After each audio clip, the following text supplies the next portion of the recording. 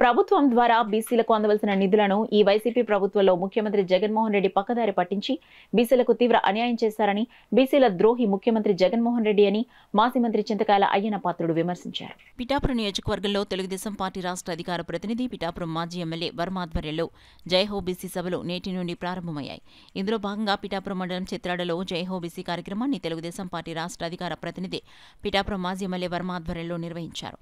ఈ కార్యక్రమానికి ముఖ్య అతిథులుగా మాజీ మంత్రి చింతకాయల అయ్యన్న పాత్రుడు, తెలుగుదేశం పార్టీ నాయకుడు యనమల కృష్ణుడు హాజరయ్యారు.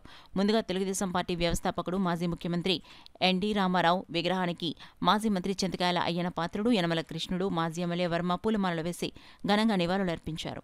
అలాగే జ్యోతిరావు ఫులే చిత్రపటానికి పూలమాలలు వేసి ఘనంగా నివాళులర్పించారు. అనంతరం పలువురు బీసీ నాయకులు సభనుద్దేశించి ప్రసంగిస్తూ ఈ వైసీపీ ప్రభుత్వంలో బీసీలకు జరుగుతున్న అన్యాయాలను గురించి మాట్లాడారు. ఈ సందర్భంగా తెలుగుదేశం పార్టీ నాయకులు యనమల కృష్ణుడు మాట్లాడుతూ పిఠాపురం నియోజకవర్గంలో 2024లో తెలుగుదేశం పార్టీ తరపున వర్మ ఎమ్మెల్యే అవటం ఖాయమన్నారు. ఈ సందర్భంగా మాజీ ఎమ్మెల్యే వర్మ, మాజీ మంత్రి చింతకాయల అయ్యన్న పాత్రుడు ప్రసంగించారు. ఎవరి మాట నమ్మక్కర్లేదు. ఏదైనా బోగస్ వాట్సాప్ పెట్టినా, ఏ రాతలు రాసినా వర్మ గారు ఇక్కడ ఎమ్మెల్యే అవడం ఖాయం. ఇంకా తిరగలేదు. ఇంకా ఒక విధంగా మరి అయ్యన్న పాత్ర గారు, యనమల రాకేష్ గారు ఆశీస్సులు ఉంటే ఇంకో పదవి రావడానికి అవకాశం. అది కూడా మరి కాదన్నాక లేదు. తప్పనిసరిగా అటువంటి కార్యక్రమం జరిగితే మీ పిఠాపురం నియోజకవర్గం ఇంకా అభివృద్ధి చెందడానికి అవకాశం ఉంటుంది. కాబట్టి మీరందరూ తప్పనిసరిగా ఇక్కడ వర్మ గారిని ఎక్కించాలా, అక్కడ చంద్రబాబు గారిని ఎక్కించాలా. ఈ రౌడీ ప్రభుత్వాన్ని పాల్గొనాలా. ఎన్నో ఇబ్బంది పడాలి. మీరు నాకు తెలుసు, నేను పల్లెటూరులోనే మన అయ్యన్న పాత్ర లాంటి, చంద్రబాబు నాయుడు గారు లాంటి కేసీ పెట్టాలంటే మనం పెద్ద లెక్కేం కాదు. వాళ్ళకి తగిన బుద్ధి చెప్పడం ఉంటుంది.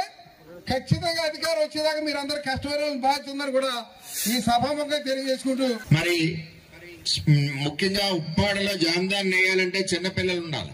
వాళ్ళు సన్నగా ఏళ్ళు ఉంటాయి కాబట్టి నడుస్తుంది. లేబర్ కమిషనర్ వాళ్ళ మీద దాడి చేయడం, ఎప్పటికప్పుడు డబ్బులు గుంజి పరిస్తుంటే నేను అసెంబ్లీలో మాట్లాడి స్వయంగా ముఖ్యమంత్రి గారిని అడిగితే వాళ్ళు కూడా టెక్నికల్ ట్రైనింగ్స్ కింద వాళ్ళని పెట్టి ఆ లేబర్ కమిషన్ ద్వారా దాడులు లేకుండా, మరి డబ్బులు పోకుండా ఆర్థికంగా కాపాడడం జరిగిందని చెప్పి తెలియజేస్తున్నాం. అదే కాకుండా వర్షాకాలంలో మగ్గాల్లో నీళ్లు వస్తుంటే ఆ మగ్గాలో నీళ్లు వచ్చిన అన్ని రోజులు కూడా మగ్గం నేయడానికి ఇబ్బందికర పరిస్థితులు అవుతుంటే వాళ్ళందరికీ కూడా మరి నెలకి 20 కేజీల బియ్యం, కొంత నగదు కూడా తెలుగుదేశం పార్టీ చేయడం జరిగింది. దాన్ని ముఖ్యమంత్రి వచ్చాక ఆపివేయడం జరిగింది. అలాగే చెట్టుపల్లి కమ్యూనిటీ వాళ్ళకి రావాల్సిన పనిముట్లు కానీ, వాళ్ళ సంఘాలకు రావాల్సిన లోన్లు కానీ ఇవన్నీ కూడా జరగలేదు. ఒకటేంటి, టోటల్ గా బీసీ కమ్యూనిటీలు తీసుకుంటే మనం వాళ్ళందరికీ పరికరాలు ఇచ్చేవాళ్ళం. బార్బర్ షాప్ లో వీల్ చైర్స్, పనిముట్లన్నీ ఇచ్చేవాళ్ళం. ఇవాళ ఎక్కడ పనిముట్లు లేకుండా అయిపోయింది. వాస్తవ రికార్డు, ఇది రికార్డు. ఎంత అంతేకాకుండా ఇవాళ చూశారు మీరు, ఈ ప్రభుత్వం వచ్చిన తర్వాత 75 మంది బీసీలని చంపేశారండి. ఈ 4.5 సంవత్సరాలు 75 మంది బీసీలు చంపేశారు. ఎందుకు చంపారు? నాలా మాట్లాడిన వాళ్ళందరినీ చంపేస్తారండి? చంపేస్తారా? మీ ఈస్ట్ గోదావరిలో ఒక ఎస్సీని డ్రైవర్ని చంపేసి ఇంటికి డోర్ డెలివరీ చేస్తే కేసు ఉందండి. ఆడ 10 మంది ఊరేగింపులు, వాడికి చంపేసిన ఊరేగింపులు. ఇదండి ఇప్పుడు న్యాయం?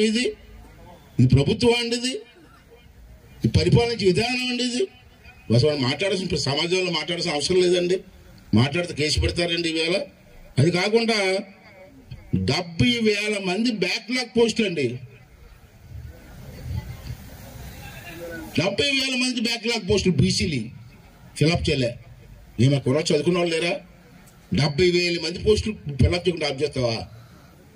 ఇది వాస్తవం కదా? ఇది మా పిల్లలకి అన్యాయం కదా? ఎందుకు మా మేధావులు మాట్లాడరు? ఎందుకు చదువుకున్న వాళ్ళు మాట్లాడరు?